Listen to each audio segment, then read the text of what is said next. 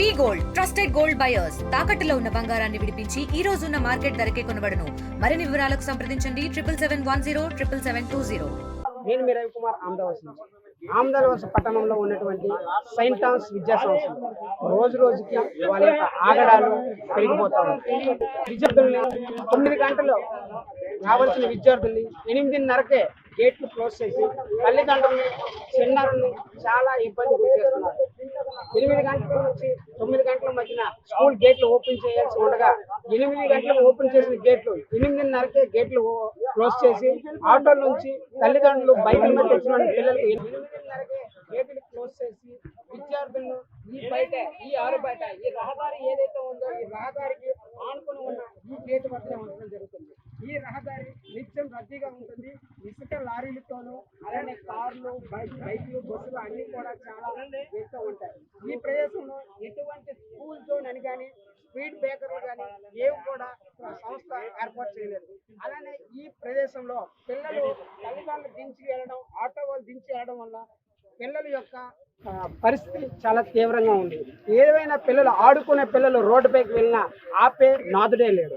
అలాంటి పరిస్థితుల్లో తల్లిదండ్రులు వచ్చి స్కూల్కి ప్రశ్నించగా 9 గంటలకి రావాల్సిన పిల్లలు 8:30కే గేట్ ఏం క్లోజ్ చేస్తున్నారంటే ఈ సంస్థకు సంబంధించినటువంటి హెచ్ఎం ఎవరైతే ఉన్నారో వాళ్ళు తల్లిదండ్రులపై కూడా తిరుగుబాటు చేయడం జరుగుతుంది. అయితే హెచ్ఎం తల్లిదండ్రులతో ఏ విధంగా మాట్లాడారనే విషయాన్ని తెలుసుకునే ప్రయత్నం చేద్దామండి.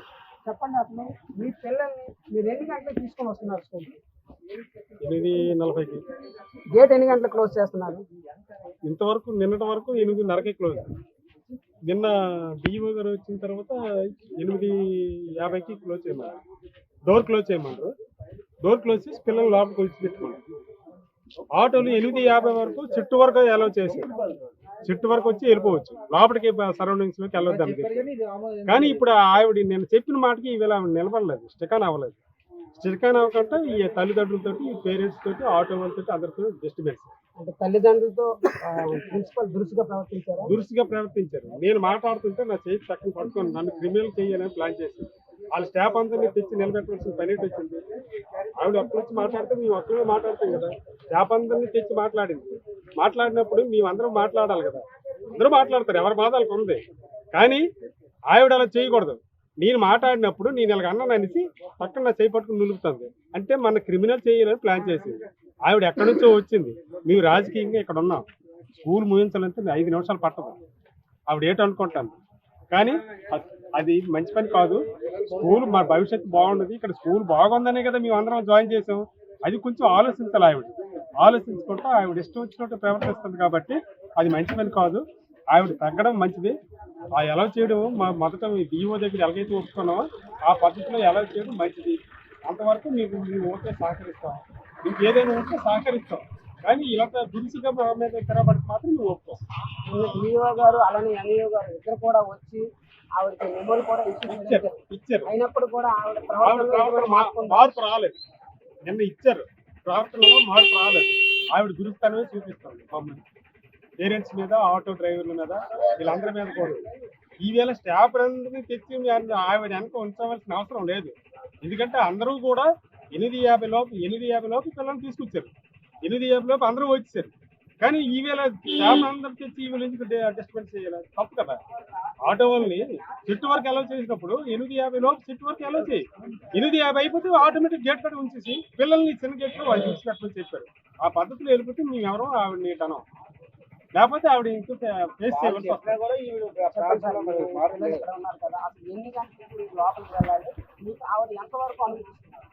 8:50కి లోన్కి అలౌ చేయాలండి. 8:50 తర్వాత 8:50 తర్వాత ఇక్కడ గేట్ క్లోజ్ చేసి పిల్లల్ని మాత్రం విడిచిపెట్టాలి. ఓకే, మేము దానికి ఎగ్రీను. నేను డిఈఓ గారు వచ్చారు, అదే చెప్పారు. ఈ లోపు సైడ్ కొంచెం ఆటోలు పెట్టుకోవడానికి కొన్ని పిల్లల్ని వెళ్ళాలండి. కానీ ఆవిడ యాక్సెప్ట్ చేయడం లేదు. రెండోది, ఒక క్లాస్కి యూకేజీలో 3 సెక్షన్లు ఉండేవి. అంటే 30 మంది కన్నా ఎక్కువ లేదు ఉండాలి. ఇప్పుడు ఈవిడ ఏం చేసిందంటే అవి 2 సెక్షన్లు చేసి సుమారుగా 45 మంది ఒక సెక్షన్లో పెట్టారు.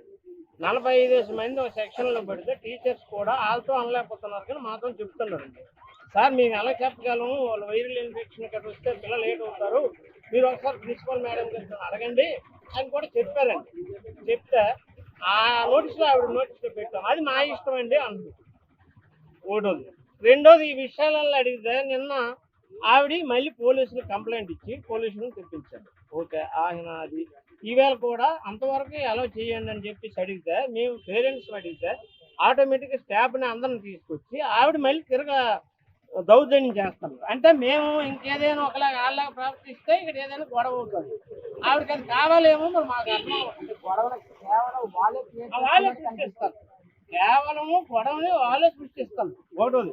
రెండోది, పార్కింగ్ ప్లేస్ లేవు ఇక్కడ, కనీసం నిలబెట్టుకుంటుంటే ఒక ఆటో కానీ ఏదైనా వస్తే ఒక 50 మంది వస్తారు.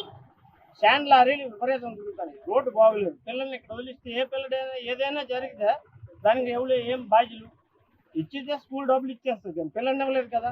అందుకనే మాకేంటంటే కొంచెం చివరి లోన్కి ఎలా చేసి మేము పిల్లల్ని అక్కడ అప్పచెప్పేస్తాం. అంతవరకు మాకు పర్మిషన్ ఇచ్చి 30 మంది పిల్లల్ని ఒక క్లాస్కి ఇన్నట్టుగా మాకు ఆ రెన్యూములు అయ్యే మార్గాన్ని ఉన్నతాధికారులు డిఈఓ గారు ఎవరైనా ఆ ఏర్పాటు చేయమని మేము వీళ్ళ మేడం గారిని అడగడం జరిగింది. ఆవిడ తిరగ దాడి చేశారు, అయినా మేము సైలెంట్గా వచ్చాము. ఈ సమస్య అన్నది ఆవిడ క్లియర్ చేస్తారా లేదంటే ఉన్నతాధికారులు దాన్ని కలువ చేసుకొని క్లియర్ చేస్తారా మరి తర్వాత వేచి చూడాలి. చూస్తున్నారు కదా, ఈ స్కూల్ ప్రదేశం ఏదైతే ఉందో ఈ ప్రదేశంలో నిత్యము కూడా రద్దీగా ఉంటుంది. పిల్లలు మనం స్కూల్ లోపల చూడవచ్చు, చాలా విశాలంగా ఉంది. ఆ కనిపిస్తున్న చెట్టు ఏదైతే ఉందో పేరెంట్స్ ఏమంటున్నారంటే ఈ గేట్ తీసి ఒకవేళ విద్యార్థులు నిజంగానే లేట్ అయితే ఆ చెట్టు వద్దన వాళ్ళకి పనిష్మెంట్ ఇచ్చే ఏర్పాటు కూడా చేయండి. కానీ వాళ్ళు పనిష్మెంట్ ఇవ్వద్దు అనట్లేదు. పనిష్మెంట్ లేట్ అయితే ఖచ్చితంగా పనిష్మెంట్ ఇవ్వండి, కానీ వాళ్ళకి ఏంటంటే ప్రాణాలు అరిచేతిలో పెట్టుకొని ఇలా బిక్కుమంటూ నడి రోడ్డు పైన వాళ్ళు ఇలా చిన్నపిల్లని హింసించడం అనేది చాలా దారుణం అని పేరెంట్స్ అయితే వాపోతున్నారు. ఆ ఏదైతే చెట్టు కనిపిస్తుందో ఆ చెట్టు మీద ఆటోలు వచ్చి ఆటోలు దించి పిల్లల్ని అక్కడ నిల్చుని పెట్టిన తర్వాత లేట్ అయిన తర్వాత తీసుకెళ్లి బైకులు కానీ ఆటోలు కానీ ఏవైనా అక్కడ దించే ప్రయత్నం కోసం వాళ్ళు నిన్న ఎంఈఓ గారు వచ్చారు, అలానే డిప్యూటీ డిఓ గారు వచ్చి మెమోలు కూడా జారీ చేశారు.